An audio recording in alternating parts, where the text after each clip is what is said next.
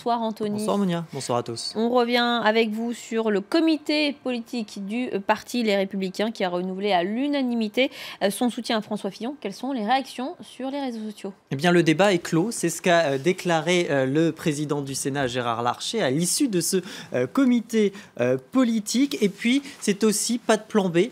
Donc, c'est le mot d'ordre. Et c'est aussi ce qu'avait déclaré un petit peu plus tôt dans la journée Alain Juppé lors d'une allocution très attendue et très commentée par les réseaux sociaux. Pour certains, d'abord les anonymes, d'abord pour cet internaute, eh bien, c'était admirable et admiré qu'il renonce au pouvoir. Il prenait aussi l'exemple de François Hollande. Pour celui-ci, il y avait même de quoi être fier d'être français pour Jean-Claude Chenu.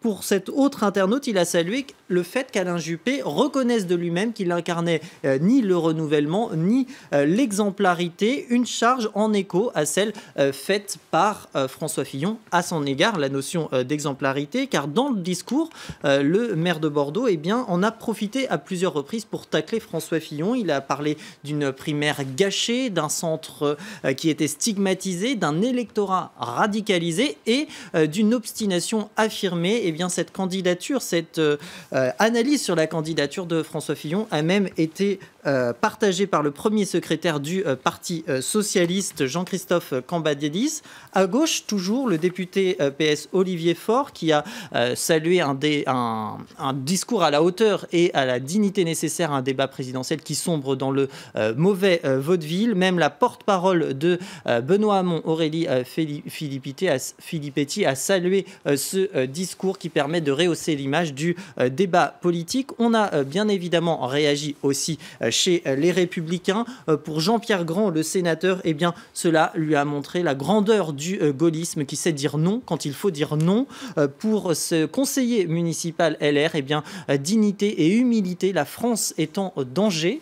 Fabienne Keller, cette fois-ci, la sénatrice qui a salué Alain Juppé, un homme d'État qui a mis de côté ses ambitions personnelles, elle qui précise dans un communiqué eh bien, qu'elle voit, je cite, le mur de la défaite se rapprocher. Alors certains à droite y croient encore. C'est le cas de Valérie Pécresse qui en appelle à l'unité et à la cohésion, tous se ranger derrière François Fillon.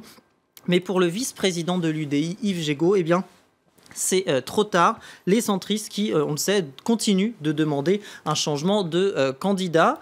Une droite sans issue, ça en a amusé certains. Voici le nouveau logo des Républicains pour cet internaute. Mais pour d'autres, eh bien, ça va plus loin que l'impasse. Ce journaliste de France Info estime que le discours d'Alain Juppé était un bel éloge funèbre de la droite, tout comme l'éditorialiste Bruno Roger-Petit qui estime que la droite républicaine est en train d'exploser et que Alain Juppé a prononcé, je cite, l'oraison funèbre d'une droite défunte que François Fillon assassine.